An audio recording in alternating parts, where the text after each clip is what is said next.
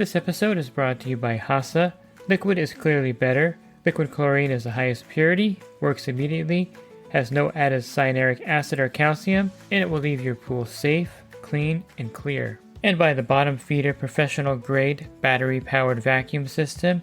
It sucks to clean pools, so cleaning pools sucks less. Get $100 off with code DVB100. This episode is brought to you by Skimmer, the #1 pool service software in North America. With Skimmer, you can streamline your schedule, grow your revenue, and keep your customers coming back with 5-star service. Whether you're a one-person operation or an established team, Skimmer is your partner in success. Visit getskimmer.com/poolguy to try Skimmer for free for 30 days. The Pool Guy Podcast Show. The Pool Guy Podcast Show. The Pool Guy Podcast Show.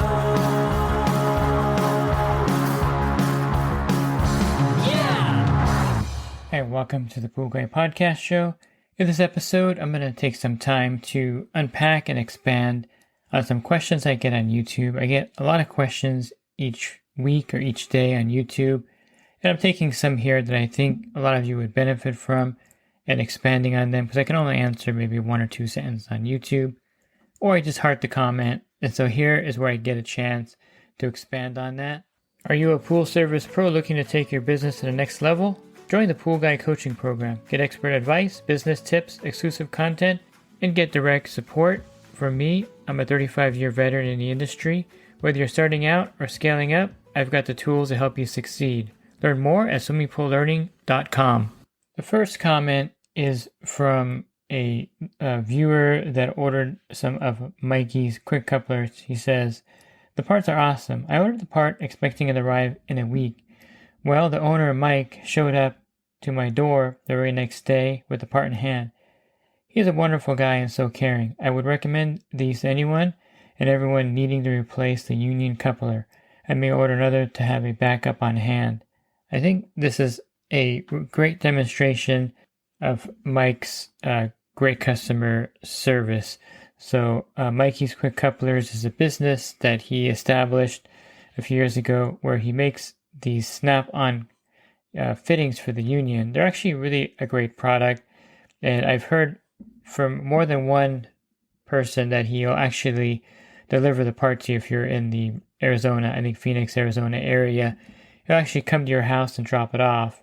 He's an older gentleman, and I think he definitely has a great business sense. So he makes these kind of snap together. Think about like a Lego kind of thing where 2 pieces snap together. And that's kind of how these couplers work. When you have a union with a union that breaks off and that fitting has to be replaced, you have to cut the pipe, put on a whole new union basically, because there's no way to get that full circle coupler onto the plumbing. It just doesn't work, unless you're a magician or something.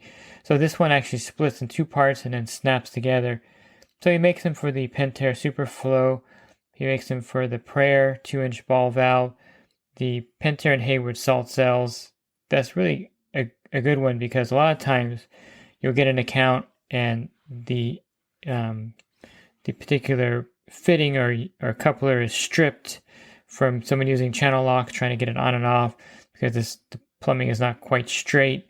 And having one of these is great because you can just unscrew it and then you can put one of these on and away you go. He makes one for the newer Hayward equipment, the H3200.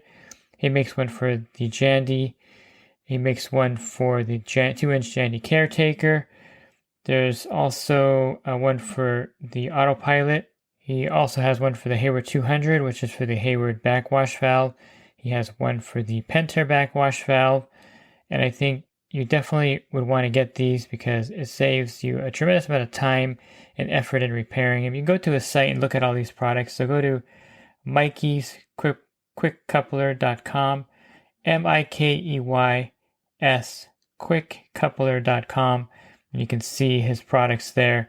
I don't know why I keep calling it Mickey, but it's Mikey. I have a bad habit of doing that. So Mikey's quickcoupler.com. And this is great, a great way to replace a union when the coupler cracks without having to replumb the entire pool, and I'll give him a shout out for great customer service from that comment on YouTube. Here's one where I have a video where I show priming a pool with the hose bladder. So the hose bladder is a great device. Every pool pro should have one. There are kind of two of them on the market. There's a cheap plastic one, a rubber one, and there's a cloth one. So basically how these devices work is that you have a garden hose, and if you ever try to do this in priming a pool through the skimmer, let's say the pool loses its prime, which does happen on occasion. Usually there's air in the line, and you have to clear that air out of the line. One easy trick if you have an attached spa to the pool is to start it in spa suction mode. So you can leave the return jets in pool mode if you want, and just turn it to spa suction.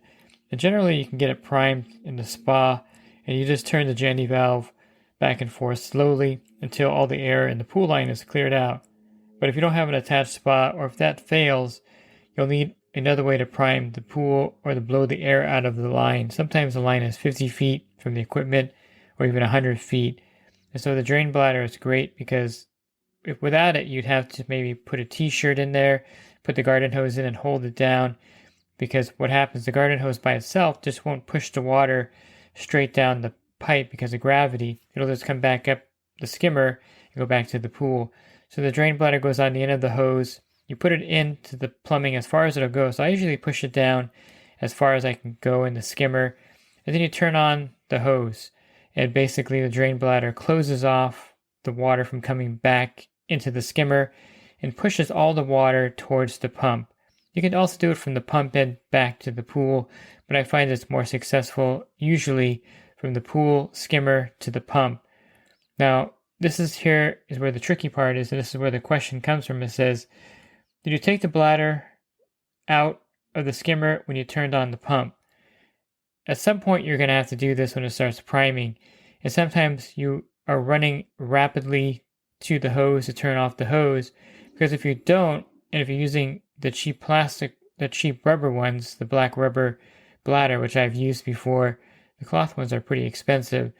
If you don't turn it off in time, the pump will pull the water from the skimmer so powerfully that it'll actually burst the drain bladder if it's a plastic one. I haven't had that really happen with the cloth one, but I know people that have had that happen with the cloth one as well.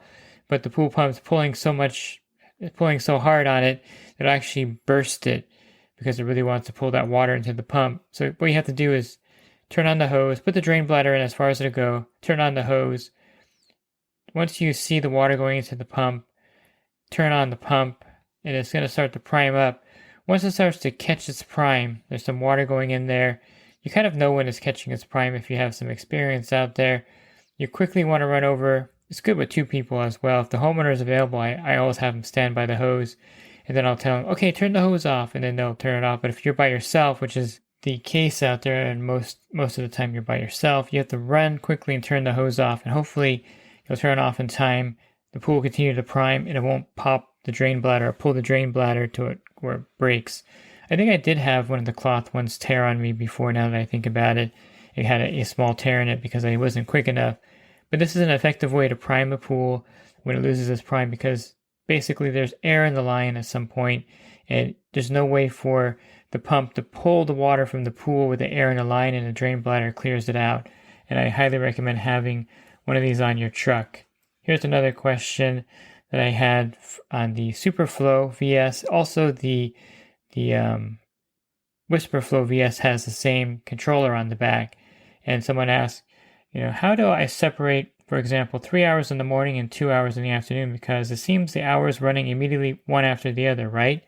So there's 3 programs on these particular controllers. If they're a standalone VS pump, you have 1, 2, and 3. And then you actually run these concurrently, because the way it's set up is that once one program starts, the other one starts. So in order to have a gap in the programming, and this is, it's not really a failure of the actual pump, because it's actually a really easy control system and reliable the way they have it set up. So I can't complain about it. So let's say that on schedule 1, you have it coming on at 8 a.m. and you have it running at 1800 RPMs for, let's say, 8 hours. So that's 3 p.m. It'll turn off at 3 p.m.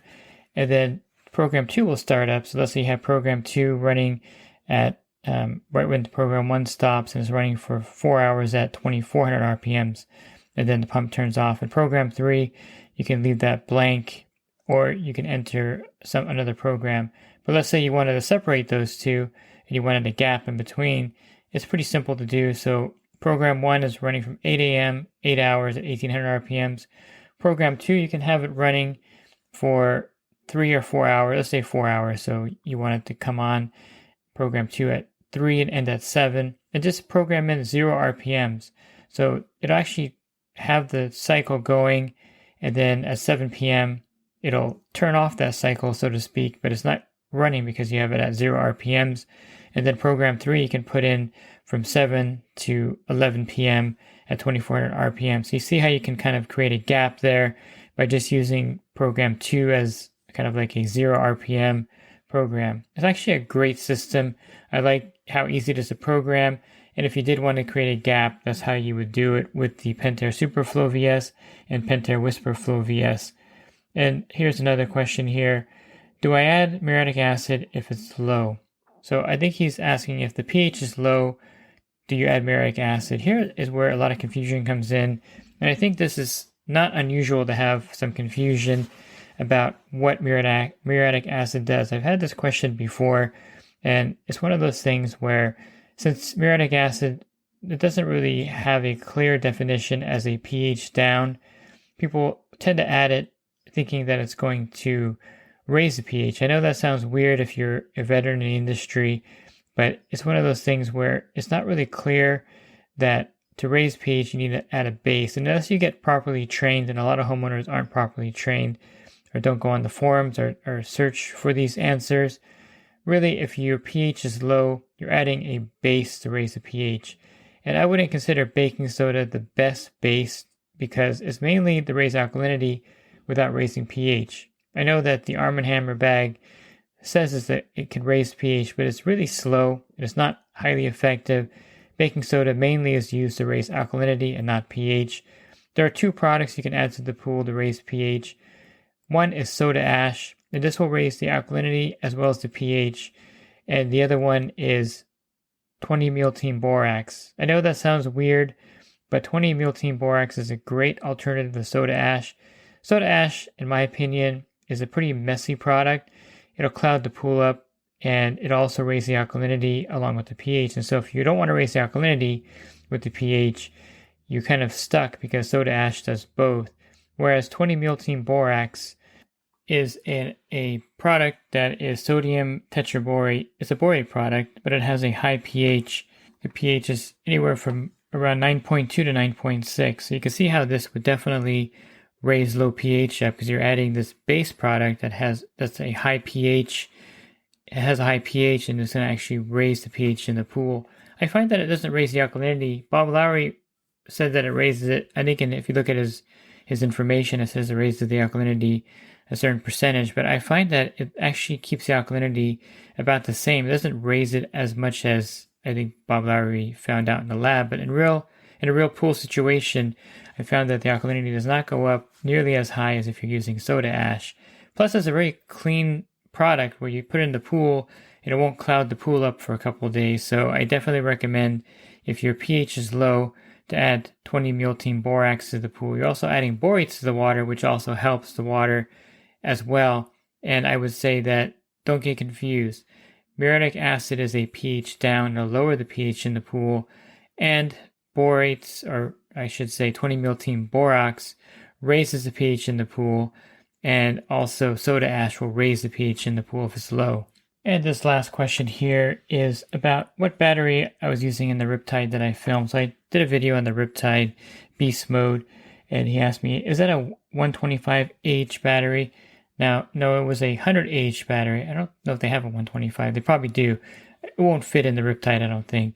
So it won't fit in a vacuum system if it's bigger than a 100Ah battery. So this is a marine battery, and if you have a vacuum system, you have some choices with batteries. Now, some guys are using lithium-ion batteries. I probably wouldn't use that because they're pretty big, and lithium-ion can be unstable, and there's been some incidents with some lithium-ion batteries that people are using for vacuum systems burning garages and houses because they weren't made that well. With the deep cycle marine battery, it's like a car battery basically.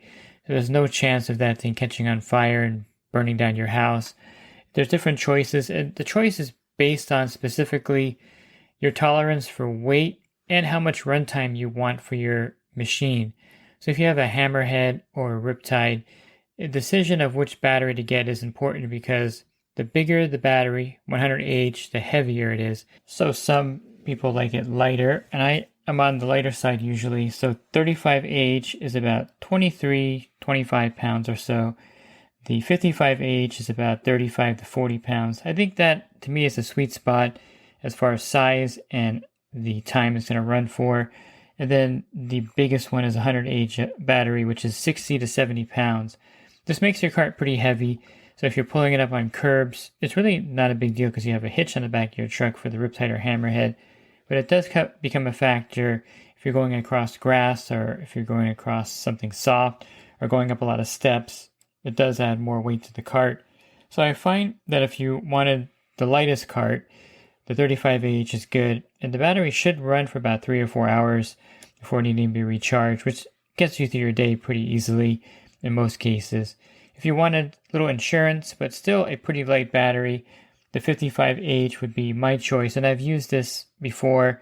I've kind of gone back to a 35Ah for lightness, but the 55Ah is a little bit heavier, and you get a much longer runtime than a 35Ah. And if you don't want to charge it often and don't want to worry about your battery and don't care about the weight, then of course go for the 100Ah battery. It's going to be more expensive. Each time the battery gets bigger, the cost goes up.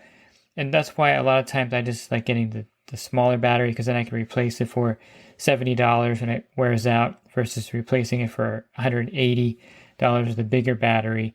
So it's just your choice and your preference, the size of the battery. But the one I had in this video in particular was 100Ah.